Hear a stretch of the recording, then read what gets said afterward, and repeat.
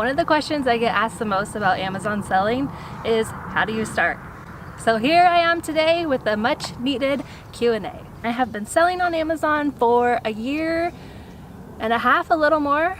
Yeah, a year and a half. This was my second Q4, so October to December. The first one, I didn't really know what I was doing. I had just started a month or two before that. Q4 is really amazing because you just see your sales skyrocket, and it's really fun just to watch it all come in, and you hit numbers that you've never hit for the rest of the time in the year.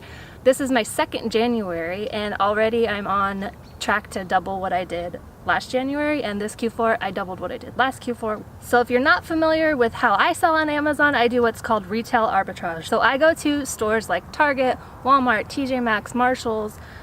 Here in the West Coast, I'm doing grocery outlet. I go to those stores and I find stuff that is gonna sell and make me a profit on Amazon, and I ship it all. FBA, fulfilled by Amazon, so I put it all in a box, ship it to Amazon. Amazon warehouses it for me. They will send it out to the customer. They do the customer returns, customer service, so I don't have to do any of that.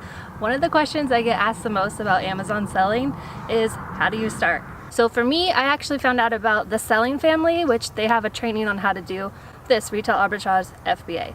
So I bought the training, I did the courses. I actually took a long time to do it. Some people can like power through it in a day or two, a week. I took my time. The way I learn best is by doing it along with them. So powering through just wasn't going to work for me. What I did was I watched the training videos and I set up my account as I was doing it, as they were doing it. When I had products to ship, I rewatched those videos on how they packages and how they ship it. The Selling Family, I'm gonna link it right here. I promote it all the time on Instagram because I love it. It's so easy. They have a Facebook group where you can literally ask any question, and as a newbie, you have a lot. Someone in the group will answer you. A moderator who's been selling for years will answer you almost instantly. I was in stores being like, oh my gosh, what is this? I've never seen this before on the app, and someone was helping me. Honestly, the trainings are amazing, and there's probably lots of trainings out there. But this one, the Facebook group is so worth it because you find out like, hey, there's ungating happening right now. So when you start out, you can't sell everything. So you might be gated in grocery and you can't yet sell beauty. You can sell toys, not all toys, like you can't sell Star Wars, but you can sell lots of other toys. What happens is they'll be like, hey, there's an ungating happening in grocery because someone in the group just happened to do it, and so you're like, yes. And so you can go and you can get ungated in grocery. Sometimes you'll find out about like a hot selling item in the group. Honestly, it's worth the cost of the course. The other question I get asked the most is, how much money do you need to start? You can honestly start with as little as you have. The course was $350, totally worth it. And then I started with $500 in addition to that. So it was around $200 of supplies, boxes, poly bags, labels, scanner. You don't need the scanner, you could type in the USB-Cs, but for me, just scanning it into the computer is way time saving. A little Scotty peeler to get price tags off. I used the other $300 to start my inventory. So then another question off of that is, how soon do you see a profit back to Amazon? My first $300 worth of inventory, that sold pretty quickly, and then every 2 weeks, Amazon will send to your bank account whatever profit money you have. So 2 weeks after that, they sent it to me. I used that money to go buy more inventory, and you just keep rolling it over like that until you get to an amount where you're able to take some profit out. So for me, I started in September of 2017, and by December of 2017, I was able to take a profit out to pay myself. And I've been able to do that every month since, so that's what I live off of. Another question I get is, how do I know what to buy? I have an app, it's the Amazon Selling app. Once you set up your selling account, you download the app and you can log in and start scanning. You literally scan UPCs with it in store. And when you scan something, you'll pull up the app and it'll show you how much it's selling for, if Amazon is selling it, how much profit you'll make. You can input the cost. So say I found this item and it costs $5. I put $5 in and it'll tell me the total profit after that. The Selling Family outlines how to pick profitable items. You know, they even give you a ranking sheet. Another website I use when I'm shopping is Jungle Scout, and you can put in the category, the rank, and it'll tell you about how many you'll sell every month, so that's helpful. I go and I look for things that are low rank, under $10 ideally, but I will go up to 20. Another question I got is, what sells best for me? It really depends. So I can have something that's selling like hotcakes, and then all of a sudden other sellers get on it and suddenly I'm one of 20 sellers and it's not selling as well, or someone tanks the price because they got a really good deal on it and I'm like, okay, that's out. I sell in all the different categories. I sell baby, I sell toys, I sell grocery, I sell beauty, I sell health products, kitchen. I sell a lot of stuff. When I'm first starting, I'll usually buy 2 to 6 of something. It really depends how much it is, how many other sellers are on it, how much the profit is, how high or low the rank is. If it's a really good rank, there's not a lot of sellers and I'm gonna make money on it, I'll probably buy 6. So once I send it into Amazon, if those sell really fast, then I'll go out and buy some more of those and replant them. And I usually, depending on how fast they sold and how many other sellers have jumped on it, I'll usually buy another 6 or sometimes even another 12. A lot of the people who are asking questions actually have full-time jobs. And I wish I had known about this when I had a full-time job, because it's so easy. You can do it on the weekends or after work. You can go shop for an hour or 2 and just a couple days a week and get it going to the point where you can quit your job. I quit my job, I had a savings, and I was like, I'll figure out what I'm gonna do. I wish I'd known about it, because I could have had this income going and ready to go and I wouldn't have had any of that. I would probably still have my savings. That being said, I was totally unemployed with just a savings and I started it and it's paid off.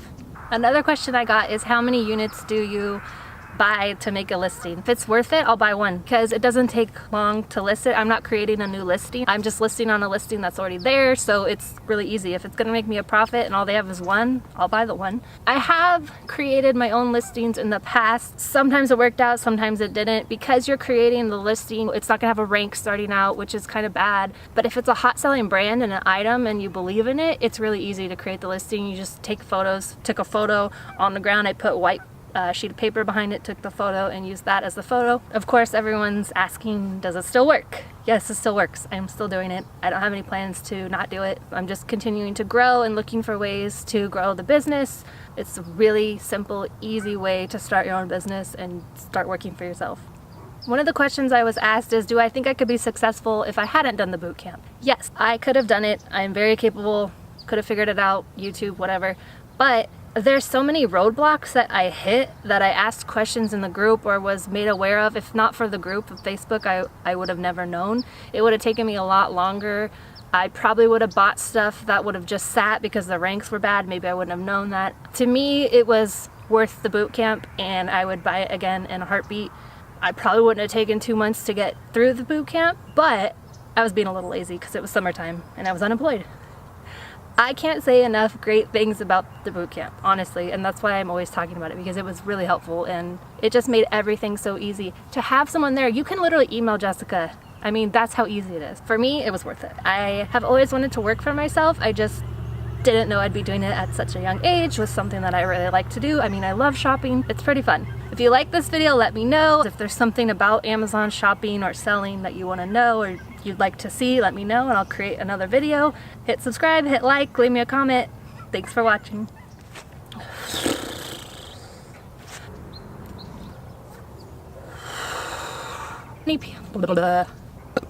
Excuse me. So that's great. Good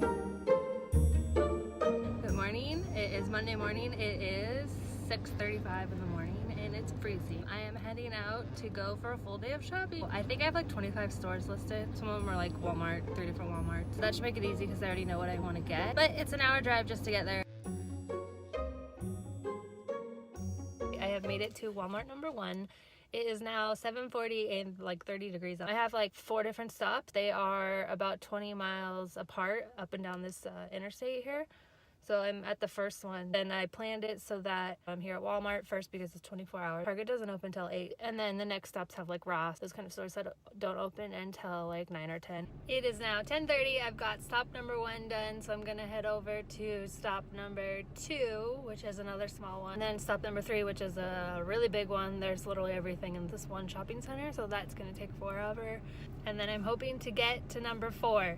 We'll see. It is 1:30 and now I'm going into Costco. It's a hit or miss. It could be quick or could find some good stuff, so we'll see.